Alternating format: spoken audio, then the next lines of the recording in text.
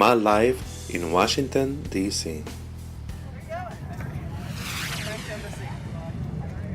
Today, we meet a very special lady. Peace. We're across the street from the White House at the William Thomas Memorial Anti-Nuclear Peace Vigil. This is my older sister in the struggle, Ellen Thomas, wife of William Thomas, and still comes and checks on with me pretty regularly. And I'm making a new sign. Yeah, a new sign, which is based on the old signs, you know. So can you tell us about the new sign you're making? This is Wanted Wisdom and Honesty is the sign that Thomas sat down with on June 3rd, 1981 and started his vigil that lasted for over 27 years, day and night, for nuclear weapons abolition and peace and justice and wisdom and honesty. And he was a remarkable man, and he's much missed, and I'm very grateful to Philipos Melaku-Bello and the others who are keeping the vigil going here in front of the White House now for 36 years. I was part of it for 18 years, 15 of them day and night. That was back 1984 to 2002. And then I ran the Peace House, and now I live in the mountains of North Carolina. Sounds blissful. But it's not limited to that. No, She travels all over. the country. She speaks in colleges. She speaks wherever she could be heard, and travels to the United Nations to be there when she's needed to, and she speaks on And behalf. I'm asking people to sign a petition to the Congress, asking them to, there's legislation that Eleanor Holmes Norton is reintroducing this week for the 13th time, called the Nuclear Weapons Abolition and Economic and Energy Conversion Act, which is a long name. But what it's asking is that the United States enter into a treaty with the rest of the world, and now we have the Nuclear Weapons Ban Treaty as of last week. 51 signatures on the treaty makes it official at the United Nations.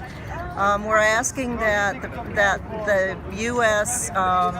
Abolish its nuclear weapons and use the money, along with everybody else, and use the money that's saved. Earmark it, move the money, don't put it into other war machines, but move it to human needs such as carbon-free, nuclear-free energy systems and transforming the arms industries into things that are good for society. We call it Proposition 1. So you don't have to. Philipos just took a toothbrush. She's like, I hate bubble gum. And it's that people think it's totally fine. And then I realized they want us to get tired of this. They put out 1.0, 2.0, and now 3.0. And they want us to make it and use just give up. But we're not going to do it. I think it's my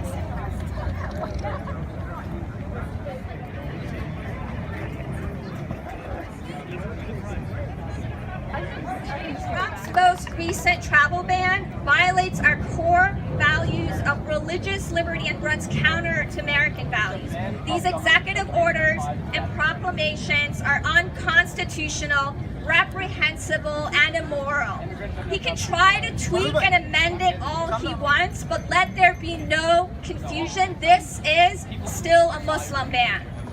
Now, when immigrants are under attack, what do we do?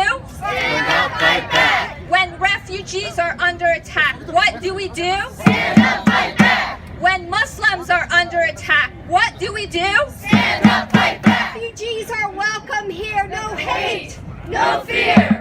Refugees are welcome here. No hate, no fear. Refugees are welcome here. Our Statue of Liberty continues to still be ready to welcome here.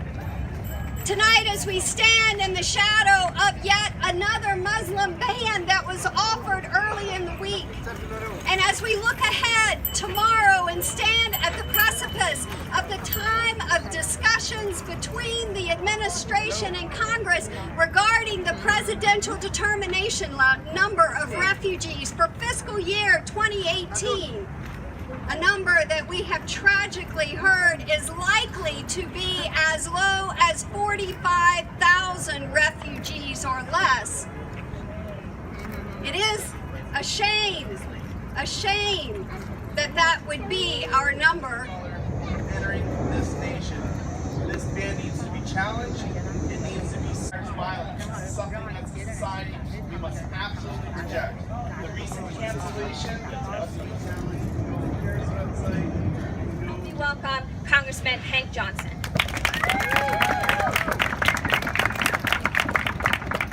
Good evening, everyone. It's so humbling to be with you. You all are the foot soldiers who are making change in America as we speak. Don't let it be thought that you are not making a difference out here. Our numbers may be small, but our voices are loud. And we talk to more than just one person. We talk to many people, and so with the however many hundreds of people are out here now, you can bet that there's thousands more who are getting the message one way or the other, either through social media, through the traditional media, or simply heart-to-heart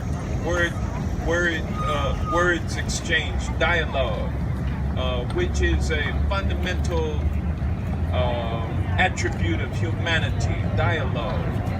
And when we have dialogue with each other, we break down barriers, such as the ones that are being constructed by the guy who occupies this house in back of us, the White House. He's constructing barriers between people. He calls it the Muslim ban. He doesn't call it that, but we call it that. We call it what it is, the Muslim ban. We call racism what it is. We call bigotry, religious bigotry, what it is.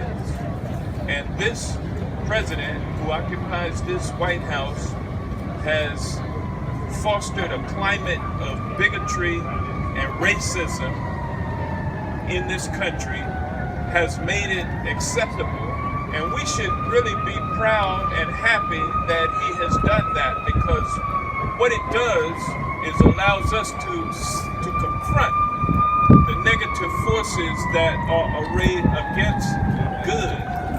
We are good, they are evil. Anytime you hate on other people, anytime you foster racism and bigotry, you can't be good. So that's evil.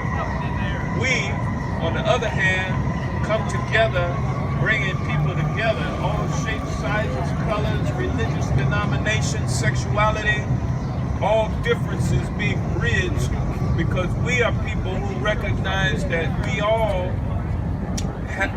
are human beings. We all have humanity inside, and we draw from each other's humanity, and we won't allow anyone to divide us based on our differences. This is what our brothers and sisters who are less enlightened than we have allowed to happen to themselves. But I don't think that they are that deep within that negativity that they can't be brought out of it through dialogue. That's why that little simple way of human interaction will never die, despite how we like to communicate now, which is through more artificial means. What I'm telling us, ladies and gentlemen, what I'm encouraging us to do is to go out into the hinterlands and talk with people who disagree with us. Talk with people who don't understand where we're coming from. And let's listen to them. Let's let them know that, hey, I understand how you feel. And I understand what you just said. And this is my opinion about it. And to do so in a really conversational and humane way, to where we can all walk away from the conversation having won, having gotten the other person to understand what we're saying. They may not agree, but you understand why I take the position that I take. That's our only way out of this, ladies and gentlemen. Caminaba, llegó a una frontera donde había un letrero pa' que no pasara, y del otro lado no decía nada. La tierra es para ti y para mí. In Spanish, everybody. Esta tierra es tuya, esta tierra es mía. Desde el horizonte hasta la otra orilla, desde las montañas, costas, ríos y valles, la tierra es para ti y para mí. Last time in English. Thank you for watching.